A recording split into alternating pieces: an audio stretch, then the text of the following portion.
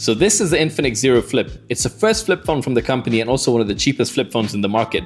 Let's take a closer look. Starting off with design and build quality, this phone looks really slick. I got the rock black version and it's got a nice brushed aluminium frame, a textured hinge cover with the Infinix branding. The back is nice and smooth with subtle patterns and shimmers which I really like. And in the front you have a large 3.64-inch AMOLED cover display protected by Corning Gorilla Glass Victus 2, which is great. It's big enough to run a bunch of apps and it's been a really nice experience, but more on that later. I quite like this form factor, and it's nice on the pockets too. When you flip open the phone, you're welcomed by a large 6.9-inch 120Hz AMOLED display with relatively slim bezels all around.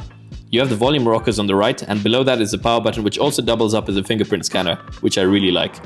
The hinge apparently is rated for 400,000 folds and can be adjusted to hold between 30 to 150 degrees, which is convenient when you're on a video call.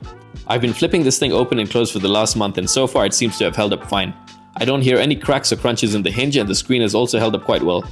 The crease is noticeable though and you can feel it when swiping in the middle. The main display has a taller and narrower aspect ratio compared to most regular brick phones.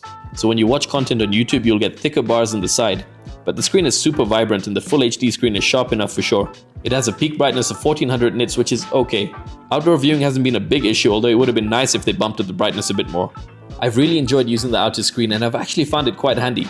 I like the fact that when you pick it up the phone wakes up automatically and the camera unlocks the screen quickly with the face unlock feature, and the fingerprint/power button is located in a good position on the side for easy unlocking too. The outer screen is pretty cool for checking notifications or what's next on your calendar. You can quickly capture high quality selfies with the main camera, browse your social media, watch YouTube if you like, and even reply to WhatsApp messages, although the keyboard is pretty tiny. It's even got a pre-installed game you can play on the outer screen to pass some time. This screen tops out at 1100 nits of peak brightness. Again, it's just okay in bright sunlight, it could be better. The phone is powered by the MediaTek Dimensity 8020 chip paired with 8GB of RAM which is expandable to 16GB via software using the Meme Fusion feature. The phone only has one storage option and lucky for us it's 512GB which is fantastic and gives us a lot of room for all the photos and videos you will take with this phone. The performance is perfectly fine for light to medium use and when the phone is cool it runs fairly well. It's only when you use the phone for longer periods of time and use more CPU and graphic intense apps or games is when you will notice the phone getting warmer and things start to slow down and lag a little. I really think the Dimensity 8020 wasn't the right choice for this phone, but maybe they could optimize it and make it a bit better. Gaming on the phone has been fine. It can handle casual and medium to high intensity games fairly well.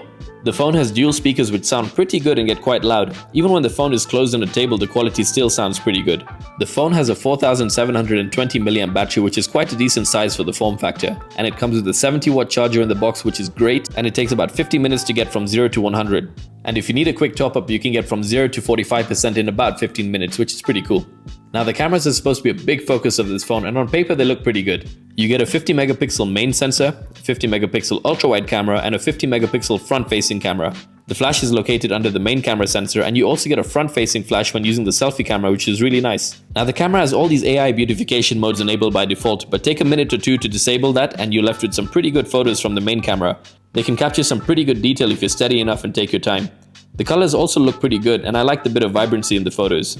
The ultra-wide camera is also decent. It can capture some good shots although they aren't as sharp, but overall they look good with good colors too. The 50 megapixel front-facing camera was surprisingly good and captured some very nice and detailed shots, again with nice colors and processing. The portrait mode is also quite decent. You get some really good cutouts and good color and details too. Moving on to video now, both the wide and ultra-wide cameras can record 4K video at 30 frames per second and the front-facing camera can record 4K videos at 60 frames per second. It would have been nice to have 4K 60 frames per second recording on all the lenses, but I guess it might be a CPU limitation. Video quality is good overall, but again when the phone gets hot you start to see a few skipped frames and some lag which is a little bit irritating. Again, I hope this is something that can be fixed with a software update. My favorite mode is the DV mode which turns this phone into some old school camcorder. You need to fold the phone to activate DV mode and you get some cool filters which give your videos a nice vintage look with that 4:3 aspect ratio. It's pretty fun and I've actually captured some really cool clips in this mode. Being a flip phone is quite convenient overall for taking photos and videos, especially with the preview on the cover display and the hinge which is really adjustable. It makes it pretty easy to frame up and get the right shot even if you don't have anyone else around to help.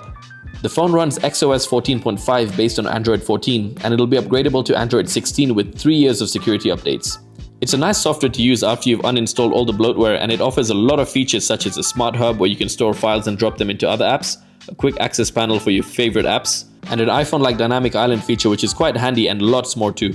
There are a lot of AI features too. You can use the AI eraser in the gallery app which works fine. There's also an AI cutout feature which lets you have some fun and create some stickers. And you also get an AI image generator in the Notes app, which can be a bit of fun too. The Infinix Zero Flip can be found for under 80,000 Kenya shillings, which makes it one of the cheapest flip phones in the market. It's feature packed, it's built really well, and it feels very premium. And it actually has some capable cameras which can be a lot of fun to use. If the company can work on fine-tuning the software and performance, then it's definitely worth considering. Thank you so much for watching, and I'll see you in the next one.